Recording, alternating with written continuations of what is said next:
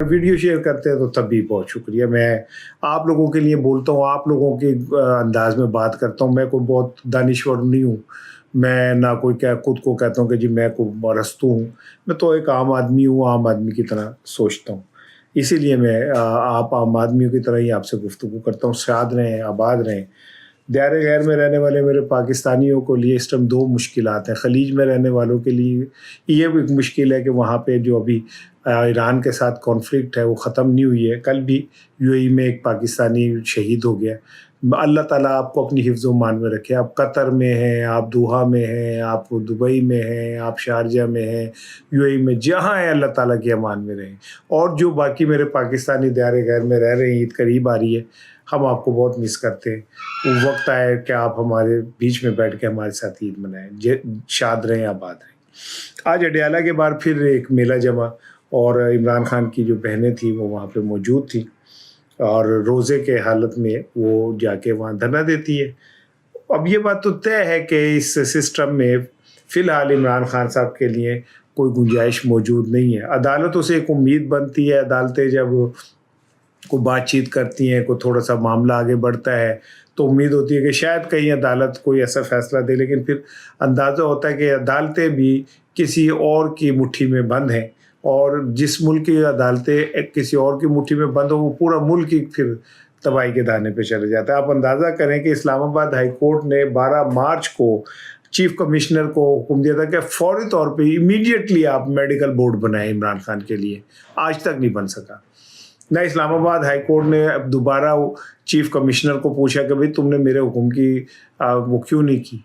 इससे आप अंदाज़ा कर लें कि हमारी अदालतें जो हैं वो कहाँ खड़ी हैं। लेकिन सुहेल आफरीदी ने इमरान खान साहब की रिहाई के हवाले से एक गुफ्तगू की, उसमें उन्होंने एक लाहेमल एक प्लान दिया है जिस पे मैं अभी बात करूँगा। लेकिन मैं सब अभी देखें ना, अदालतों का आप अंदाज़ा करें कि एहतसाब अदालत ने ये मैं ख़बर सुनाता हूँ कि कौमी एहतसाब ब्यूरो ने वज़ीर आला मरीम नवाज शरीफ के ख़िलाफ़ चौधरी शुगर मिल्स केस में लाहौर हाई कोर्ट के फ़ैसले को वफाकी आइनी अदालत में चैलेंज कर दिया है। यानी आइनी अदालतों का आपको क्या समझ आ रहा है ना, आइनी अदालत में चैलेंज कर दिया है। उन्होंने उत्ते क्या है कि पाजी गल वे कि जनाब Ali Chaudhry sugar mill case जो है वो निजी नोयत का है, इससे ख़जाने को कोई नुकसान नहीं पहुंचा। लाहौर हाई कोर्ट का 4 फरवरी 2026 का हुक्म कलादम करार देने के इस्तेदा किए। इसके बाद वो कहते हैं कि जी जो मरियम साहिबा के 7 करोड़ रुपए ज़र ज़मानत के तौर पे वो भी उन्होंने वापस कर दियो। उनमें महंगाई है, ईद आ गई है, कार दे बिजली के बिल नहीं गए हुए, गैस के बिल नहीं गए हुए, तो मेहरबानी की कि तुसी वापस कर दो। इससे आप अंदाज़ा करें कि जो ये अदालतें हैं ये किस लेवल के ऊपर पाकिस्तान का जो है निज़ाम चला गया। यही नैब था जिसने ये रेफरेंस दायर किया था चौधरी शुगर मिल का। यही नैब था जिसने ये कहा था कि जी चौधरी शुगर मिल के अंदर बड़े पैमाने पे बेज़ाब्तगियाँ हुई हैं, और यही नैब है जो आज अदालतों में हाथ जोड़ के कह रहा है। और किस अदालत में नैब कहाँ जा रहा है? आईनी अदालत में, जिसके मुतालिक हर बंदा ये कहता है कि आईनी अदालतें बनाई इसीलिए गई हैं कि ये हुक्मरान जो है ये इसमें अपने रास्ते निकाल सकें, अपने लूट मार को कवरेज दे सकें। आई एम सॉरी, मैं अदालतों के लिए हुस्न ज़न रखता हूँ, लेकिन क्या करूँ जो मुझे सामने नज़र आ रहा है। एक तरफ अदालतें हैं, वो उन्होंने हुक्म दिया इस्लामाबाद हाई कोर्ट ने कि चीफ कमिश्नर साहब आप फौरी तौर पर इमरान खान के हवाले से मेडिकल बोर्ड बनाएं और इमरान खान के अहले खाना को उसमें शामिल रखें। दूसरी तरफ आप ये देख लें कि क्या पाकिस्तान के अंदर किस तरह का हो रहा है। एहतसाब अदालत में एहतसाब नैब वाले कहने हैं जी 7 करोड़ जी मैडम साहब को वापस दे दो, और दूसरी जानिब देखें इस मुल्क के अंदर किस तरह अब जो है बहती गंगा में नहाया जा रहा, नहाया नहीं जा रहा, वो बहती गंगा को गंदा कर दिया इन्होंने। इन्ना कहने ने डुबकियाँ खादियाँ ने, अन्य खादियाँ ने, डूब के भी नहीं मरते। अब चेयरमैन सेनेट के लिए जो गाड़ी खरीदी गई है, इस गाड़ी को रजिस्ट्रेशन के बगैर नंबर प्लेट लगा दी गई है। अब जरा सुने जाएं, ये जो लग्जरी गाड़ी है ये यूसुफ रजा गिलानी साहब का फैसला था, और नंबर प्लेट लगाने के बाद गाड़ी को पार्लियामेंट हाउस में पार्क कर दिया गया है। एक पासे लोग की भूखे मरन डे ने, एक पासे लोगों के पास खाने को नहीं है। उमैर हमारे का एक बड़ा अच्छा रिपोर्टर है न्यूज़ 1 का, वो कहता है कि जी ईद से 3 दिन पहले तमाम चैनल्स के ऊपर एक पैकेज चलता था, ईद की खरीदारी, लोगों का रश, ये वो कहता है जी लोग कहते रश ही नहीं करते, इस पैकेज के तो बनाइए। एक तरफ लोगों के पास खाने को नहीं है, भूखे मर रहे हैं, दूसरे 9 करोड़ रुपए की गाड़ी चेयरमैन सेनेट को लेके दी गई है, 9 करोड़ रुपए की। ए पे ये तो सादगी मुहिम, एक तरफ आप बड़े पोले मुंह से ना, बड़े मुंह वट के जी हम सादगी मुहिम और इतने फीसद काट दें, और वो एक तरफ आप 10-10 गाड़ियां अदलिया को दे रहे होते। क्यों दे रहे होते? खुदा की कसम, इनके बंगलों में जाए, इनकी कोठियों में जाए, मीलों के अंदर कई कई गाड़ियां खड़ी होती है, दर्जनों गाड़ियां करोड़ों रुपए की खड़ी होती है, फिर इनका पेट नहीं भरता, फिर इनकी भूख खत्म नहीं होती, फिर इनकी हिरस खत्म नहीं होती, इनका फिर लालच नहीं खत्म होता। पता नहीं कैसे ये रमजानों में सजदे करते हैं, कैसे ये उम्रा करने चले जाते हैं, वहां खाना काबा के सामने खड़े होकर शर्म नहीं आती होगी, इनके जमीर इन्हें मलामत नहीं करते होंगे लोगों के साथ। इमरान खान के साथ आप जो कुछ भी कर रहे हैं, और इमरान खान के लिए उसकी बहनें जितनी परेशान है बनती है। अलीमा खानम कहती हैं कि हमारे कौन सी ईद होगी, हमारा तो भाई रमज़ान में जेल में रहा, ईद पे भी जेल में रहेगा, हमारे लिए क्या ईद होगी। उस दुख को महसूस कर सकते हैं, इस जुमले को कोई नहीं कर सकता। लेकिन सुहेल अफरीदी ने कहा कि जी हमने अपना होमवर्क मुकम्मल कर लिया है और हमने ड्राफ्ट तैयार कर लिया अपने वर्कर का, और ABCD 4 प्लान भी बना लिए, अब हम निकलेंगे तो हम वापसी नहीं करेंगे। सुहेल अफरीदी साहब, अब आप आखिरी PTI की उम्मीद की किरण है, जे तुझे गंडापुर जूनियर बनना है तो तुम्हारी मर्जी है, और अगर आपने तारीख में हीरो बनना है तो भी आपकी मर्जी है। क्योंकि इमरान खान के बज़ाहिर जो सूरत हाल लग रही है, अदालतों का मुझे नहीं पता, जो वेव्स आ रही हैं या वाइब्स आ रही हैं, वो ये है कि जो ऊपर बैठे हुए लोग हैं वो किसी शक्ल में इमरान खान को रिहा करने के लिए तैयार नहीं है।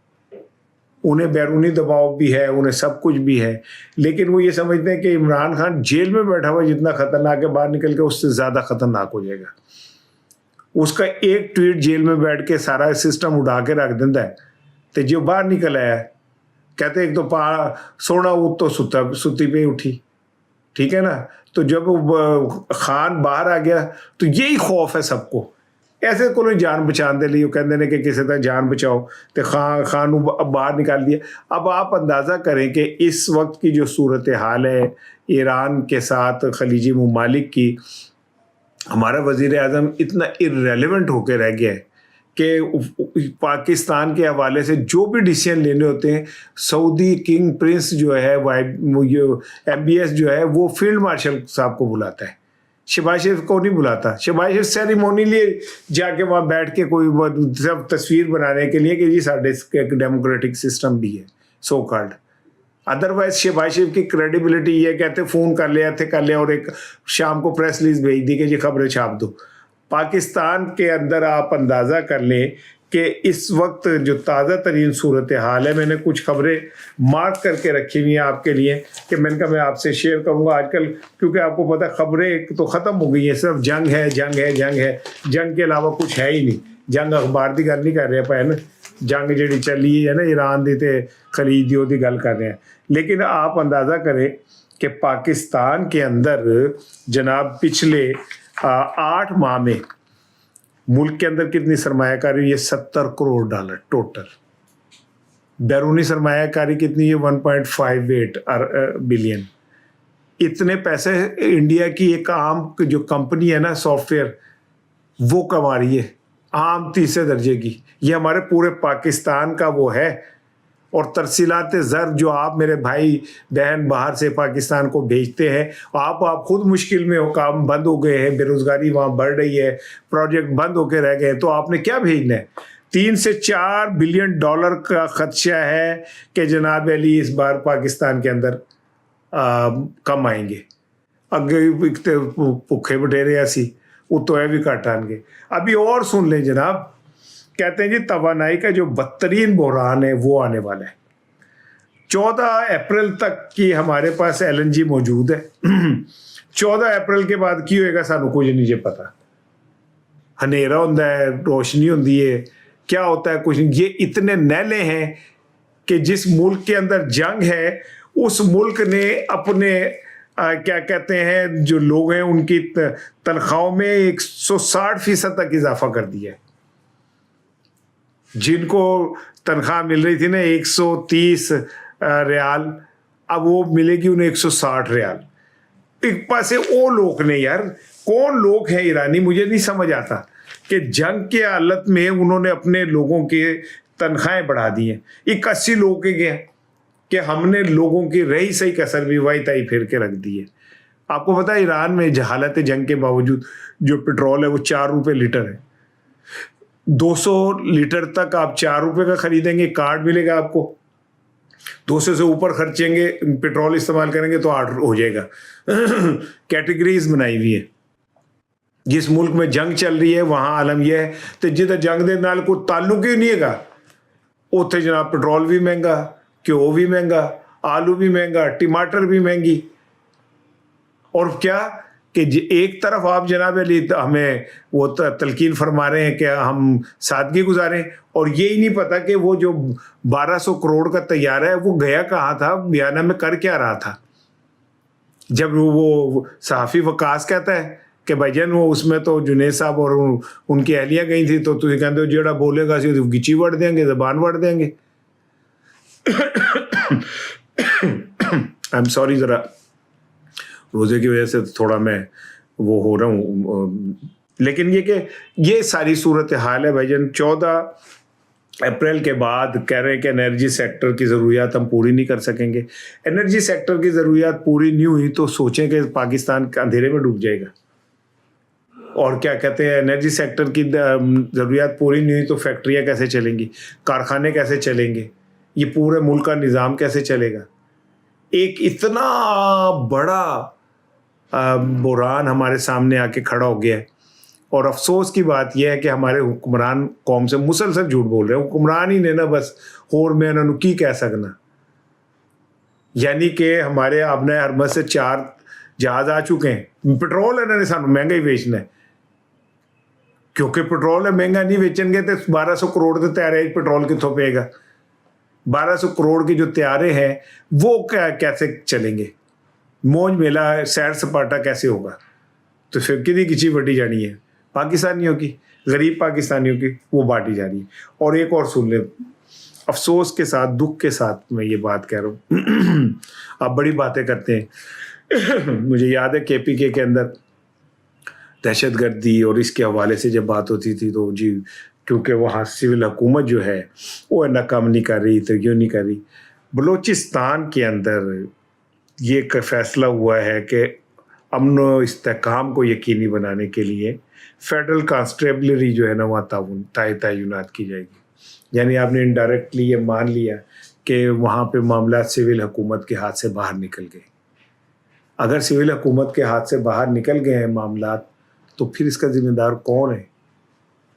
بلوچستان اگر اس نہج پہ پہنچ گیا ہے کہ وہاں پہ FC جو ہے تعینات کرنی پڑے گی, پہلے مرحلے میں 3000 اہلکار جو ہیں وہ وہاں پہ تعینات ہوں گے, اور اس کے بعد پھر بات آگے بڑھتی چلی جائے گی. مجھے تو خوف آتا ہے کہ اگر دہشت گرد اتنے کامیاب ہو گئے ہیں کہ انہوں نے سول حکومت کے ہاتھ سے بات نکل گئی ہے اور FC تعینات کرنی پڑ رہی ہے, تو یہ ہم کس طرف جا رہے ہیں. افغانستان والوں کا پروپیگنڈا جوتی کی نوک پہ ہے, لیکن ہم نے افغانستان سے بھی جنگ چھیڑی ہوئی ہے. ہمارا بلوچستان بارڈر بھی جو ہے وہ گرم ہے. دوسری طرف انڈیا ہے وہ پر تول رہا ہے. تیسری طرف ہمارے معیشت کے حالات یہ ہیں کہ ہم کہہ رہے ہیں کہ 14 مارچ تک LNG ہمارے پاس موجود ہے, اس کے پاس بعد ہمارے پاس نہیں ہوگی. آپ نئے حرمت سے پاکستان کو موقع ملتا ہے, 3-4 جہاز ہمارے اب تک آ چکے ہیں. پاکستان تو آہستہ آہستہ آہستہ آہستہ تباہی کے گڑھے کے اندر جا رہا ہے. دفن نہیں, اللہ نہ کرے, استغفر اللہ. پاکستان جو ہے اللہ نہ کرے کبھی پاکستان کے ساتھ کچھ اس طرح ہو, یہ ہمارے خوابوں کا امین ہے. لیکن میں تو مجھے تو مایوسی کی میں آخری حد پہ کھڑا ہو گیا ہوں آ کے کہ یہ اب وہ